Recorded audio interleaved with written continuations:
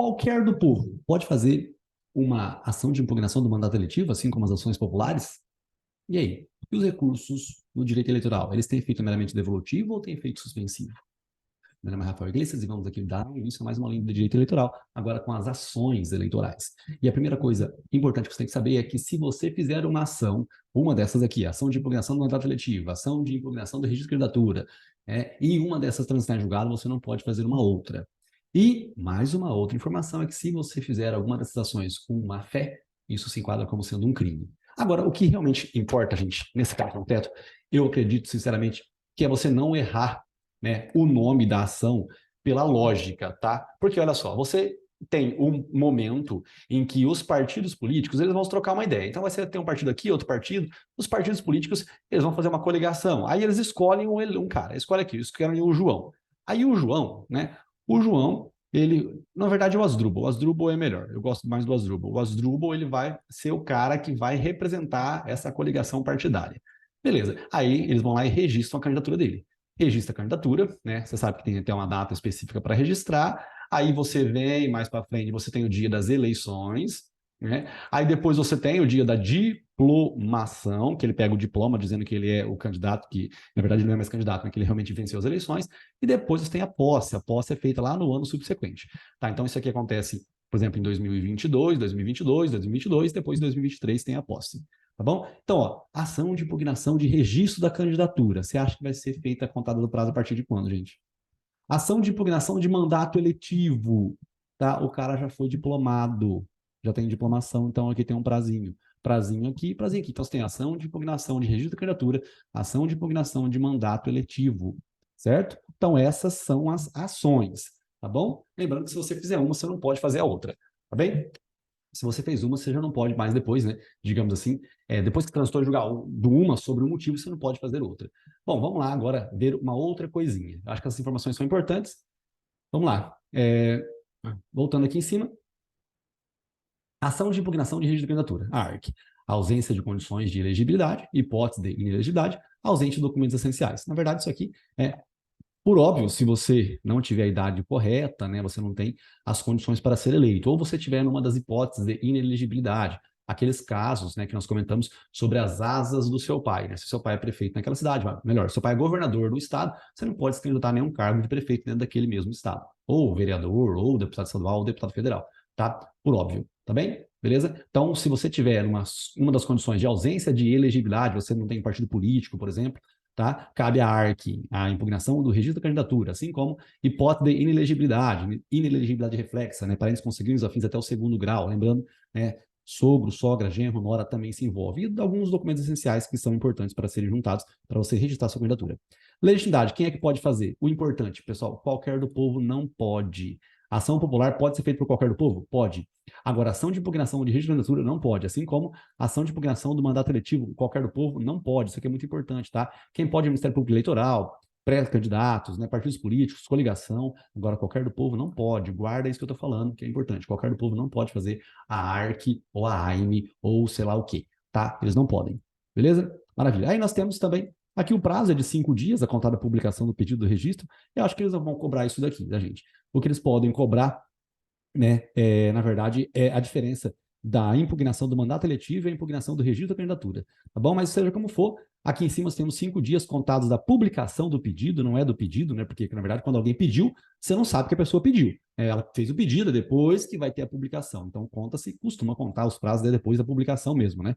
Então, isso aqui não é do dia que a pessoa faz o pedido, beleza? A mesma coisa lá naquela enfim, dos embargos de execução no processo tributário lá, lembra? A pessoa propôs a execução fiscal. Tem como você fazer já a contagem do prazo de embargo de execução de 30 dias lá? Não tem cabimento. Por quê? Porque você nem sabe que ela propôs a execução fiscal baseada na certidão de dativa, né? A contagem do prazo dos embargos de execução se dá depois que foi intimado do valor da penhora, né? Ou quando você deu um seguro garantia judicial ou uma fiança bancária. Só estou comentando, né, para você ter uma ideia de que não tem como você fazer uma coisa se você não sabe nem que ela foi feita ainda, tá? Então, 5 dias contados da publicação do pedido do registro.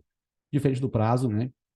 Do pedido que deve ser feito, né? O prazo do pedido, obviamente, é uma outra coisa, tá bom? Bom, a competência, gente, aqui nós já conversamos em outras oportunidades, né? Não na matéria de direito eleitoral, mas basicamente você sabe que a justiça eleitoral, ela é uma justiça especializada, né? O que significa isso? Significa que nós temos aqui, ó, quem já conhece, Beleza, quem não conhece vai ver pela primeira vez. Você tem o STF, aí você tem aqui de um lado o STJ, que é a Justiça Comum, tá? Aqui você tem o TJ, aqui você tem o TRF, juiz e juiz eleitoral.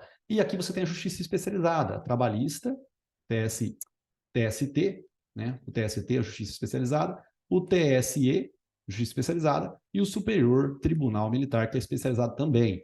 Então, aqui você tem o TRE e o juiz eleitoral. Essa aqui é a justiça especializada, essa aqui é a justiça comum. Tá bom? Então, obviamente, gente, prefeito aqui embaixo, governador aqui e presidente aqui em cima, tá? Aquela ordem lógica que acredito que você não tenha dificuldades, né? Assim como também, por exemplo, deputados federais, estaduais e distritais. Fica tudo no regional, tá bom? Fica tudo no regional. Beleza? Simples e fácil, como tudo língua portuguesa. Tá bem? Bom, então, uma das diferenças que eu disse para você tomar cuidado é da ação de impugnação do mandato eletivo e a ação de registro de candidatura. Tá bem? Aí vamos lá. Olha só. E a ação de impugnação do mandato eletivo? Já que eu vou fazer na prova da OAB. A AIME, né, ela tem como objetivo a cassação do mandato. Tá? Aí você tem como fundamento que é a prática de abuso de poder econômico. Imagina um prefeito ou um ex-prefeito que queira concorrer novamente e tem muito dinheiro, ele pode comprar, dar uma cesta básica para cada eleitor e depois, se ele ganhar, ele dá mais uma cesta básica. Ou ele compra um dos candidatos. Ou aqui corrupção ou fraude durante o processo eleitoral, alguma coisa relacionada com, enfim, você comprar o mesário para ele influenciar na votação, que mexe com tecnologia, você conseguir comprovar alguma coisa de fraude. É o que gera vícios na obtenção, e aí vai gerar a cassação, tá bem? E aqui você tem também a ação de investigação judicial eleitoral, coibir o abuso do poder econômico e político, tá? Isso aqui não tem prazos específicos, mas tem que ser ali entre, né, o registro da candidatura e a diplomação. Essa daqui é a ação de investigação judicial eleitoral. Corregedoria, quando fala em corregedoria, é alguma coisa ali dentro, alguma coisa interna para poder verificar algum problema interno. Acho que não vão se envolver com esse assunto, mas basicamente a AIME e a ARC, eu acredito que sim, que pode cobrar. Pessoal, principalmente porque eu já disse e reiterei várias vezes, né? O artigo 14 da Constituição Federal é assim, ele é o artigo que vai definir a tua prova no direito eleitoral. Sempre cobrou, eu acho que vai continuar exigindo alguma coisa nesse sentido. O que pode trazer de diferente, como eu disse aqui agora, né, assim, ó, sendo feito uma das ações abaixo e havendo trânsito julgado, não é possível fazer outra, salvo, né, novas provas. E também constitui crime eleitoral a arguição dessas informações ali abaixo, né, inelegibilidade, impugnação de registro, interferência do poder econômico, essas coisas todas, né, constitui crime eleitoral. Essas duas coisinhas são diferentes. Aqui você tem o prazo, né, para fazer a AIME e a ARC, tá? Acho que esse desenho aqui ajuda bastante a gente diferenciar as duas coisas. É esse aqui, ó, a ação de impugnação do mandato eletivo aqui, 15 dias, né, da diplomação. Diploma que a pessoa recebeu, ele é público. E aqui, 5 dias contados, não do registro, mas sim mais uma vez, da publicação, né, quando se tornou público. Beleza? Maravilha, gente. Aí nós temos também uma outra coisa que é uma representação, né, enfim, da lei, um desrespeito que você tenha à lei, né, a lei aqui 9.504, a lei das eleições, tá? Se houver um desrespeito a essa lei, você também vai poder fazer uma representação. Falar, gente, ó, eles não estão respeitando ali a lei, né, e essa lei é muito importante ser respeitada e blá, blá, blá. Então, aqui você tem salvo disposições específicas em contrário desta lei, as reclamações e representações relativas ao seu descumprimento podem ser feitas por qualquer partido político, coligação ou candidato. Veja aí, pessoal, que não tem aqui qualquer do povo, eles vão colocar qualquer do povo, tá? Fica esperto. Olha só, as sanções aplicadas a candidato em razão do descumprimento das disposições desta lei não se estendem ao respectivo partido. Isso aqui também é interessante, beleza? É interessante. Tá? A punição vai ser do candidato e não vai ser do partido, não vai se estender ao partido. Não sendo feito julgado nos prazos fixados, o pedido deve ser dirigido ao órgão superior. Os tribunais julgarão o recurso no prazo de 48 horas. Acho que o que eles podem cobrar talvez seria isso daqui. Será que a decisão se estende ao partido? Não, não se estende ao partido político. Tá? Isso aqui eu acho que é uma coisa interessante. Vou até colocar aqui no outro documentozinho, né? Bom, beleza. E, gente, agora uma informação interessante. Sabe lá em ética que a gente conversa que a gente conversa aqui, em regra, os recursos eles têm efeito suspensivo lá em ética, só não tem efeito suspensivo em 3 situações. Não tem efeito suspensivo quando você tem direito eleitoral, olha só que legal, né? Não, desculpa, quando você tem eleições, então não tem efeito suspensivo em eleições, não tem efeito suspensivo quando você é punido de maneira preventiva, né? E também não tem efeito suspensivo quando você faz falsa prova dos requisitos para se inscrever como advogado. Esses 3 casos lá em ética, quando você recorre, o recurso não tem efeito suspensivo. Então, olha só, tem eleições na ética, então aqui também, os recursos em direito eleitoral não têm efeito suspensivo, essa é a regra, os recursos não têm efeito suspensivo, os recursos não têm efeito suspensivo. Olha só, recursos eleitorais, em regra, não tem efeito suspensivo. Não há preparo, você não tem que fazer nenhum tipo de pagamento, não se conta em dias úteis, igual em direito do trabalho e direito civil, porque direito penal também não conta em dias úteis, né?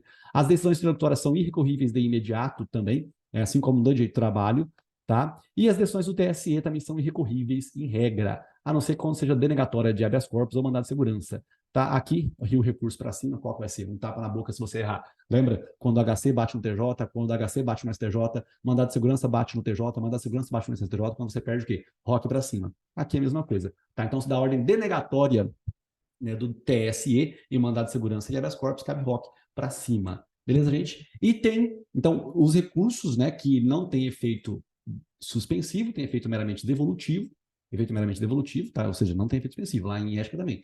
Eleições não tem efeito suspensivo, tá bom? E aí, gente, tem uma outra coisa aqui, que é o único casinho que talvez deu uma pulsada na nossa cabeça. Se você pudesse esquecer esse pedaço aqui, ó, vamos supor, esqueça aqui, ó, totalmente escuro, né? Mais escuro ainda, vamos colocar assim. Pronto, se você pudesse esquecer esse pedaço aqui, né? Ficaria assim, era melhor. Então, tudo isso aqui estava incrível, tá? Tava ótimo, a gente entende isso daqui. Agora, o problema é que esse pedacinho aí, o que que tem aqui? Está escrito assim, recurso contra diplomação. Aqui, na verdade, esse nome é um nome lazarento de ruim, igual lá em direito do trabalho, sabe? Direito do trabalho você tem lá a sentença de liquidação, né? A sentença de liquidação que não tem nada de sentença, que é apenas a homologação dos cálculos na fase de execução. Então, aqui também, esse recurso ele é uma ação, pessoal. Ele é uma ação que é feita, né, no caso de inelegibilidade superveniente, né? Então, imagina que depois já da diplomação, a pessoa ela acaba adquirindo um problema, alguma coisa nesse sentido, né? E aí ela não tem mais as condições para estar realizando o trabalho como sendo um candidato mesmo, né? Na verdade, não mais um candidato, mas como uma pessoa que já tomou a posse e tudo mais. Aí você pode fazer a sua ação, que tem o nome de recurso, né, a respeito da diplomação. Tá bem? Bom, essa aulinha ficou um pouco mais comprida, olha só. Recurso contra a diplomação, tem no Código Eleitoral, artigo 262. Vamos dar uma olhadinha aqui no Código Eleitoral, tá? Vamos lá rapidinho. Artigo 262 do Código Eleitoral. Olha lá. O recurso contra a expedição de diploma caberá somente nos casos de inelegibilidade superveniente, tá? Ou de natureza constitucional. A inelegibilidade superveniente, que atrai a restrição da candidatura, se formada no âmbito do processo de registro, não poderá ser deduzida no recurso contra a expedição de diploma. A inelegibilidade superveniente é apta a viabilizar o recurso contra a expedição de diploma, decorrente de alterações fáticas ou jurídicas, deverá ocorrer até a data fixada para que os partidos políticos e as coligações apresentem os seus requerimentos de registros de candidato. Bom, enfim, gente, não acho que vai cobrar. O que eu acredito é a diferença entre a AIME e a ARC, tá? E talvez, eventualmente, né, sobre o recurso eleitoral, que não tem efeito suspensivo, essa é a regra, tá bem? E que do TSE também não tem recurso, a não ser que seja denegatório de habeas corpus ou mandado de segurança. Bem simples isso daqui. E a contagem, né? 15 dias da ação de impugnação do mandato letivo, mas isso já acontece mesmo. Caso de abuso de poder econômico ou fraude, a gente já sabe disso daí, tá bom? E o polo ativo, né? O polo ativo, cidadão, qualquer cidadão do povo, ele não vai estar no polo ativo, tá bom? Ele não vai estar no polo ativo.